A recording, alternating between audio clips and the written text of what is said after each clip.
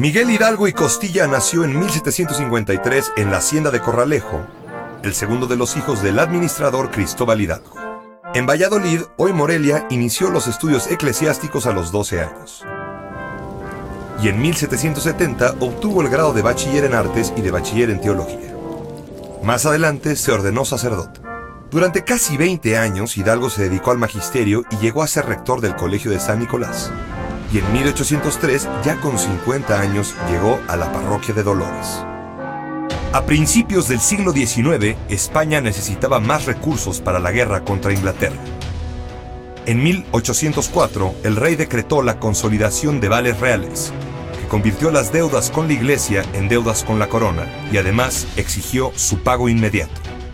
Hidalgo tenía hipotecadas sus tierras, y ante la imposibilidad de pagar, se ordenó su embargo. La invasión de Napoleón Bonaparte a España provocó en 1808 una crisis de legitimidad en el gobierno del Imperio Español.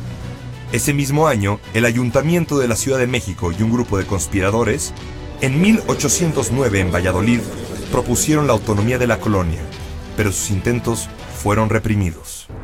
En 1810, en Querétaro, surgió una nueva conspiración.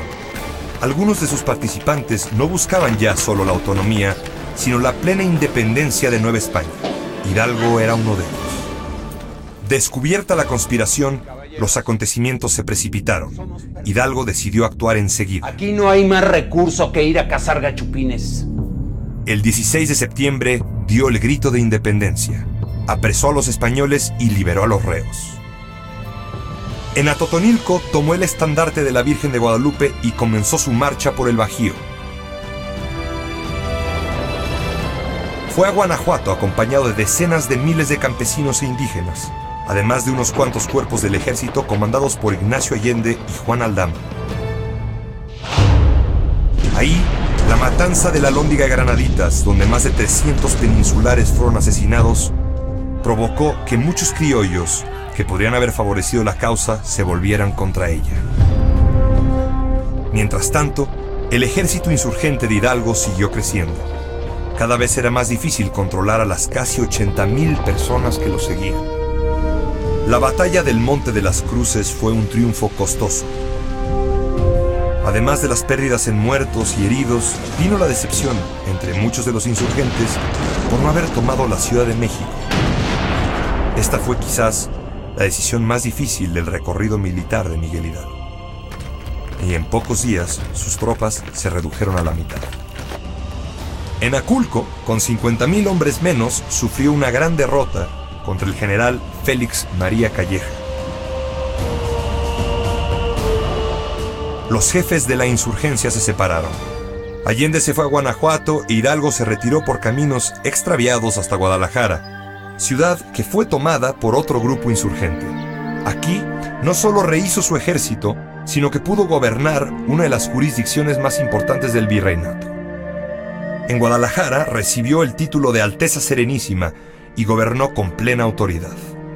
Promulgó varios decretos, el más importante sobre la abolición de la esclavitud. Pero en medio de aquel brillo había sombras, no solo una conspiración para asesinarlo en la que participó el propio Allende, sino su condescendencia con la masa, que lo llevó a ordenar la ejecución a sangre fría de más de 200 peninsulares inocentes, muchos de los cuales ni siquiera estaban presos, sino supuestamente bajo su protección. Fue uno de los actos más crueles de la guerra. El brigadier Calleja avanzó nuevamente sobre los insurgentes. A principios de 1811, el 17 de enero, vence a Hidalgo en Puente de Calderón. Después de la batalla, Hidalgo fue destituido del mando. Con lo que resta del ejército, deambuló por el norte del país e intentó alcanzar San Antonio de Béjar. El 21 de marzo, Hidalgo fue aprehendido a traición en las norias de Baján. Aldama y Allende fueron apresados junto a él. En Chihuahua, Hidalgo fue sometido a un doble proceso, eclesiástico y militar. En el primero se le condenó a la degradación, en el segundo a la pena capital. El 26 de junio fueron fusilados Allende y Aldama. Un mes más tarde, el 30 de julio de 1811, Miguel Hidalgo murió fusilado. Los mexicanos recordamos agradecidos el sacrificio de Hidalgo, y seguiremos reconociendo en él al padre de la patria. Sin embargo, a 200 años de los hechos, podemos legítimamente preguntarnos si para acometer aquella empresa de libertad era en verdad necesario derramar esos ríos de sangre como el propio Hidalgo los llamó. Mi convicción sincera es que no era necesario, o no lo era al grado en que ocurrió, porque aquel grito de fundación ha sido también un llamado justificatorio de la intolerancia en la historia mexicana. La terrible convicción, puesta en práctica una y otra vez, de que la violencia, y solo la violencia, redime.